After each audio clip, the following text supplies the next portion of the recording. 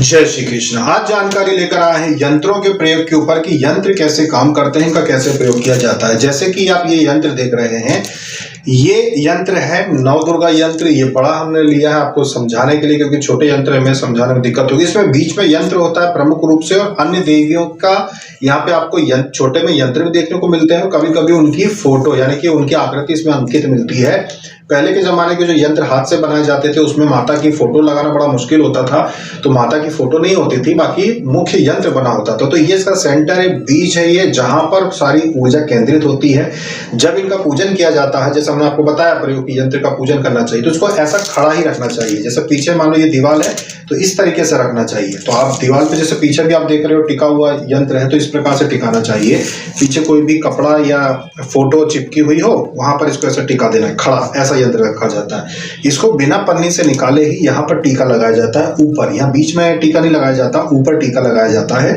यहाँ पे टीका लगाएंगे, यहीं पे जल के छींटे दिए जाते हैं, यहीं पे टीका लगाया जाता है। पुष्प इसमें नीचे रखे जाते हैं, और इसमें पूजा करते समय जब दिया दिखाते हो या धूप दिखाते हो तो उसको क्लॉकवाइज घुमाया जाता है। मतलब कि दिया दिखाएंगे तो इस तरीके से घुमाएंगे, इस तरीके से क्लॉकवाइज घुमाएंगे। आप दिया जब आप दिखाते हो तो दिए की जो आंच होती है ना, वो यंत्र तक पहुंचना चाहिए। इस तरीके से आप दिखाएंगे तो ये यंत्र जो होता है ये जागृत धीरे धीरे होना शुरू हो जाता है जब आप स्थापना करते हो। उसके बाद से यंत्र जागृत होते हैं, यंत्र नहीं है। यूं ही आप जब मंत्र जाप करते हो तो मंत्र अपना धीरे धीरे जागृत होता है, ये भी एक विज्ञान है। लेकिन जब यंत्र सामने रखकर कोई भी जाप किया जाता है तो यंत्र जागृत होना शुरू हो जाता है। तो धीरे धीरे इसका तापमान भी बढ़ता है। मतलब जागृत यंत्र को हाथ में पकड़ने में थोड़ा तापमान ज्यादा लगता है, जबकि तांबे का है। तांबा क्या प्रकृति रखता है, ठंडी प्रकृति रखता है। लेकिन यंत्र जो होते हैं वो ठंडे अनुभव नहीं होंगे। जो जागृत नहीं वो ठंडा लगेगा, लेकिन जो यंत्र जिसमें पूजा होती होगी वो यंत्र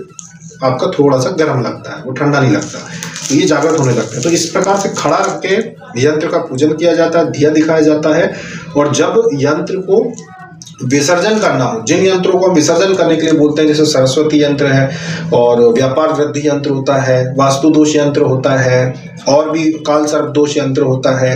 तो बहुत सारे ऐसे यंत्र होते हैं छोटे, लेकर उनको विसर्जन कर सकते हो। उनको भी खड़ा रखना है, उनका पूजन करना है, आरती दिखाना है, जैसे 11 दिन उनका पूजन करना है। उसके बाद उन यंत्र को ले जाके बहते नदी के जल में विसर्जित कर देना है। और ऐसी प्रार्थना करनी होती है कि जब तक इसके ऊपर जल टकराता रहे, जल की लहरें टकराती रहे, तब तक हमारे घर से वो दिक्कतें दूर होती रहे। जैसे व्यापार वृद्धि के लिए आपने व्यापार वृद्धि यंत्र का विसर्जन किया है बहते नदी के जल में, तो ये प्रार्थना करना है कि जब तक इस पे जल टकराता रहे तब तक हमारा व्यापार बढ़ता रहे, धन की आवक होती रहे और हमारा व्यापार बढ़ता रहे, ऐसा हमको लाभ हो। ऐसी प्रार्थना करनी होती है।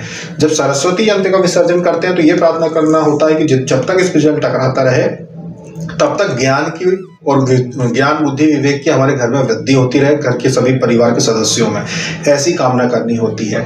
और इस बात का ध्यान रखें कि जब भी हम ऐसा कोई प्रयोग करते हैं आध्यात्मिक, तो कुछ बुरी आदतों को छोड़ना पड़ेगा। जैसे अगर कोई व्यापार वृद्धि के लिए प्रार्थना कर रहा है, व्यापार वृद्धि के लिए वो यंत्र का विसर्जन कर रहा है, तो इस बात का ध्यान रखें कि उसके बाद फिर आपको जुआ सट्टा ऐसी जगह में पैसे नहीं लगाना जहां एक रात में आदमी डूब जाए। मतलब कि अवगुणों को छोड़ना पड़ेगा, तभी तो माता लक्ष्मी की कृपा होगी। माता लक्ष्मी की कृपा वहीं होती है जहां पे व्यक्ति धर्म के मार्ग पे चले।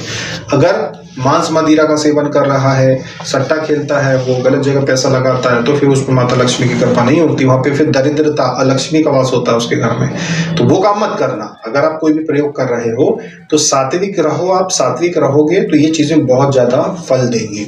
अच्छा, इन यंत्रों को जब लोग घर के नीचे, जैसे महल बनता था तो महल के बीच में दबा दिया करते थे, वास्तु दोष यंत्र है तो उसको दबा देते थे। महामृत्युंजय यंत्र को दबाते थे तो उस पर नाड़ा जनेऊ बांध दिया करते थे, चारों तरफ से, चार दिशा से ऐसा जनेऊ बांध देते थे यंत्र के। उसके बाद उसको बीच में स्थापना, पूजा विधि विधान से ब्राह्मण के द्वारा पूजन करवा के उसको महलों में दबा दिया जाता था। तो वो यंत्र, क्योंकि महलों की नींव तक कोई पहुंचता नहीं है, महल ऊपर से गिर जाते हैं, नीचे को नींव तो खोदता नहीं, तो वो निकलते नहीं है। पर जिन लोगों को मिले हैं उन्होंने बताया कि इस आकार के बड़े बड़े यंत्र जो हाथ से बने हुए यंत्र जो है वो निकले, पुराने महलों में निकले, जमीन में गड़े हुए। तो ये पहले गड़ाए जाते थे, बाकायदा हाथ से बने हुए यंत्र गड़ाए जाते थे, जिससे कि इन चीजों में लाभ मिले। तो इस प्रकार से यंत्रों को खड़ा रखकर आप पूजन कर सकते हैं और इनके इस प्रकार से प्रयोग कर सकते हैं। और भी अन्य कोई भी मन में आपके शंका हो कि कौन सी सामग्री का कैसे उपयोग करना है या कैसे प्रयोग करना है, तो वो आप हमें बताइएगा, हम वीडियो के माध्यम से